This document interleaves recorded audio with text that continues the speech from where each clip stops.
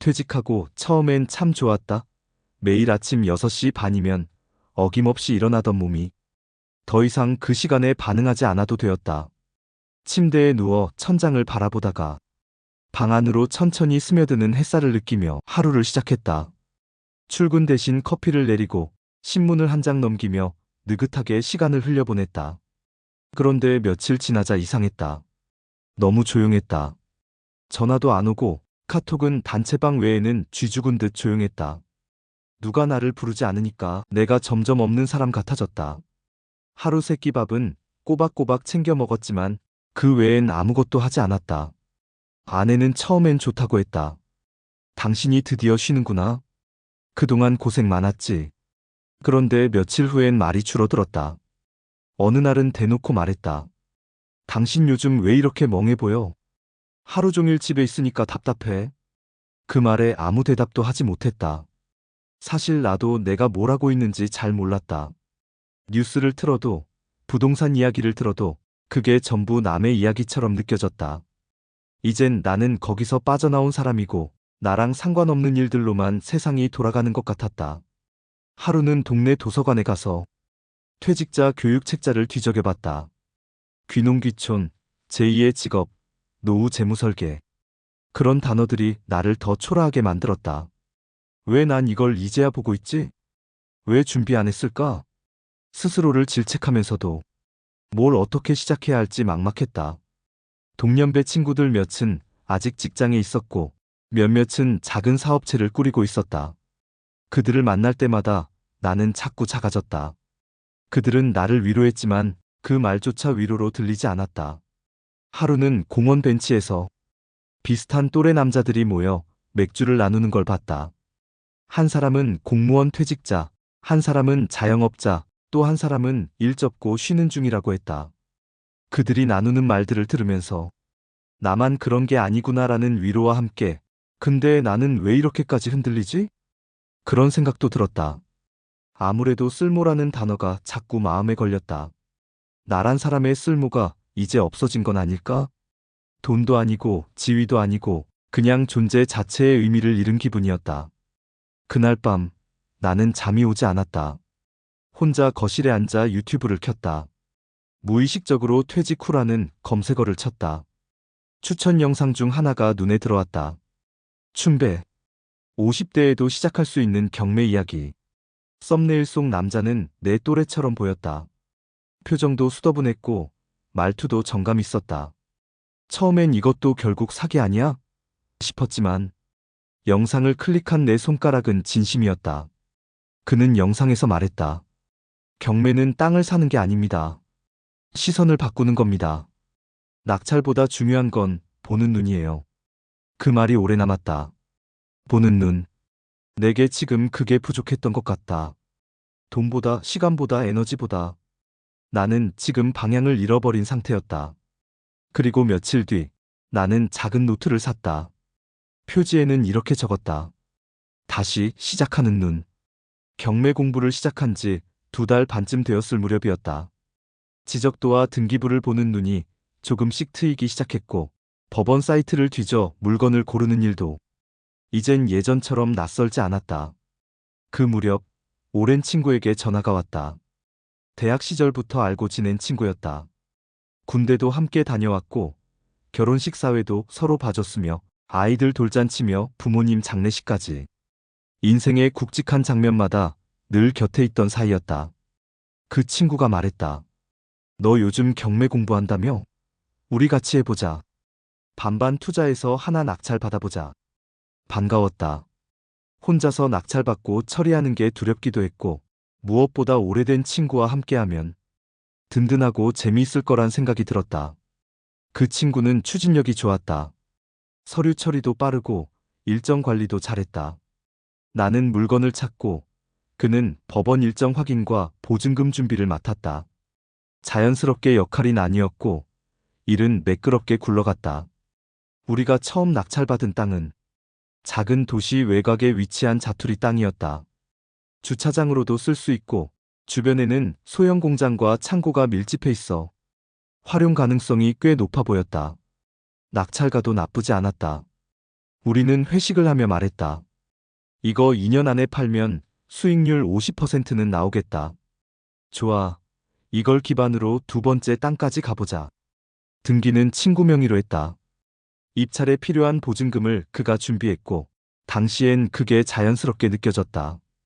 우리는 서로 믿는 사이였고, 계약서 따위는 필요하지 않다고 여겼다. 하지만 시간이 흐르면서 작은 균열이 생기기 시작했다.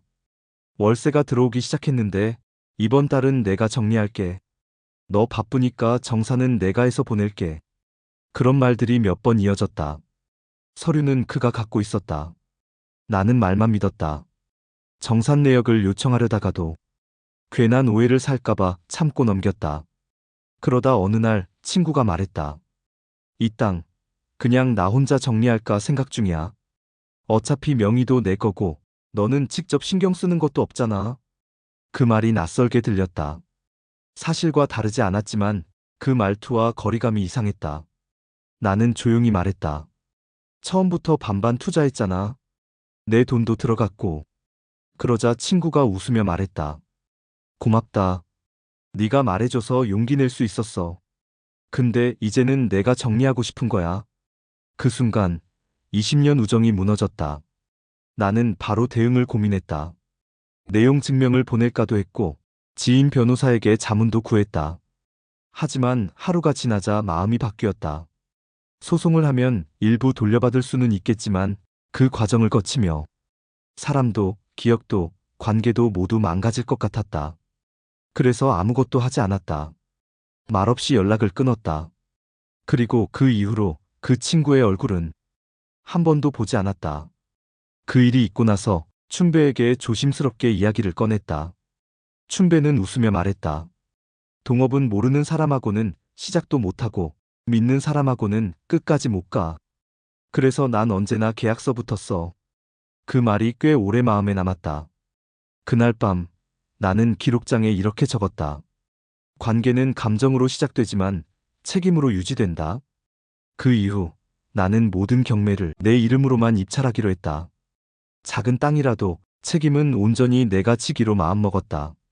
친구와의 일이 있고 나서 한동안 아무것도 하지 않았다. 마음이 무거웠고 사람을 다시 믿을 수 있을지 의문이 들었다. 혼자 책상 앞에 앉아 노트를 펼쳐봤다. 표지에 적힌 글이 눈에 들어왔다. 다시 시작하는 눈. 그 글씨를 한참 바라보다가 다시 법원 경매 사이트에 들어갔다. 그냥 다시 해보자고 생각했다.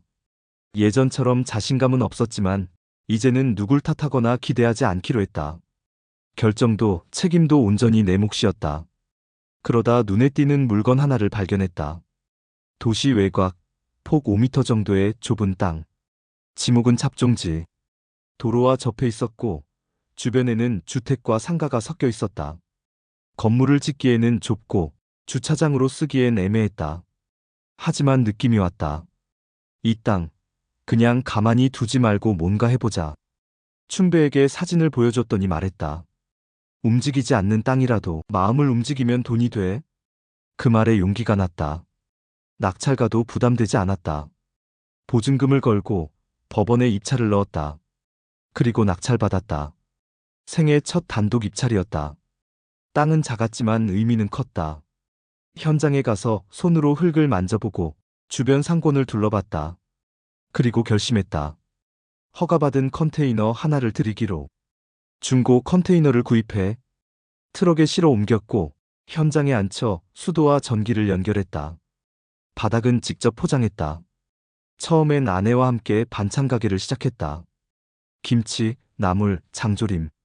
작게 만들어 하루 3번에 나눠 팔았다. 하루 매출은 고작 2, 3만 원. 처음엔 낯도 많이 가렸고 지나가던 이들이 이런 데서도 장사를 하네라고 말하는 걸 듣기도 했다. 하지만 시간이 지나자 단골이 하나둘 생겼다. 동네 아주머니가 김치를 사러 왔다가 다음 주엔 멸치볶음을 사갔다. 그렇게 가게는 조금씩 자리를 잡았다. 2달쯤 지나면서 한 달에 80만 원 가까이 남기게 됐다. 큰 돈은 아니었지만 내 손으로 직접 만든 돈이었다. 그리고 어느 날 그 반찬 가게를 맡아 운영하고 싶다는 분이 찾아왔다. 아이를 키우는 동네 주부였다. 나는 그분께 조건을 걸지 않았다. 단지 약속한 날짜에 임대료만 잘 주면 된다고 했다. 그렇게 컨테이너는 월 40만 원에 임대되었고 나는 관리만 하게 됐다. 비로소 마음이 놓였다. 큰 건 아니었다. 하지만 매달 꾸준히 들어오는 수익이 있다는 것, 그건 생각보다 큰 힘이 됐다. 그 후 나는 가끔 그 땅에 들렀다. 관리 상태를 점검하고 주변 변화도 살펴봤다. 하루는 벤치에 앉아 있다가 문득 이런 생각이 들었다. 이 땅이 없었다면 나는 아직도 아무것도 하지 못한 채 침대 위에 누워 있었겠지. 춘배가 그랬다. 사람을 움직이는 건 결국 결과가 아니라 조금이라도 만들어내는 과정이야. 나는 그 과정을 시작한 것이 무척 잘한 일이라고 생각했다. 컨테이너를 세팅하고 나서도 나는 경매 공부를 멈추지 않았다. 처음에는 그냥 한번 해보자는 마음이었지만 이젠 달랐다. 눈에 보이는 게 달라졌고 내가 판단할 수 있다는 자신감도 생겼다. 그게 가장 컸다. 누구에게 물어보지 않아도 지도를 펼치고 등기부를 읽고 권리 분석을 할 수 있게 됐다. 지적도라는 단어도 용도지역이라는 말도 더는 어렵게 느껴지지 않았다. 경매 수업은 계속 들었다. 처음 갔을 때는 나보다 나이 어린 사람들 틈에서 위축됐었다.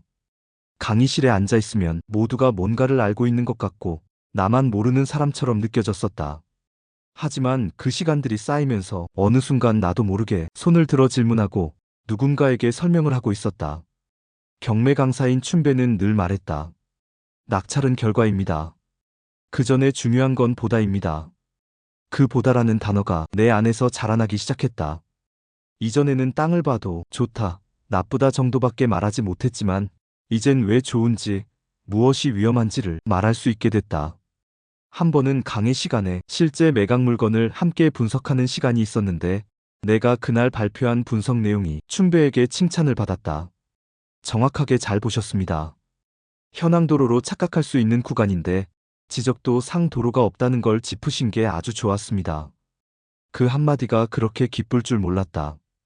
강의 끝나고 돌아오는 길에 괜히 어깨가 펴졌고 아내에게도 말해주었다. 나 오늘 발표했어. 강사님이 칭찬했어. 그 말을 하며 웃는 내가 참 오랜만에 느껴졌다.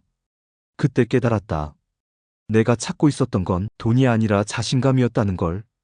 퇴직하고 나서 나는 내가 쓸모없는 존재가 된 것만 같았고 세상에서 밀려난 기분이었지만 지금은 달랐다. 작은 땅 하나 낙찰받고 컨테이너 하나 세우고 공부 하나 꾸준히 했을 뿐인데 그 과정들이 나를 다시 일으켜 세웠다. 아내도 말했다. 요즘 당신 표정이 달라졌어. 예전보다 눈이 더 반짝거려. 사람이 공부를 하면 눈빛이 바뀐다는 말이 이제는 이해가 됐다. 돈이 많아서가 아니었다. 낙찰을 많이 받아서가 아니었다. 그저 내가 내 눈으로 판단할 수 있다는 것. 그게 내 삶을 바꾸고 있었다. 경매 수업이 끝나고 돌아오는 길, 나는 일부러 한 정거장 먼저 내려 걸었다.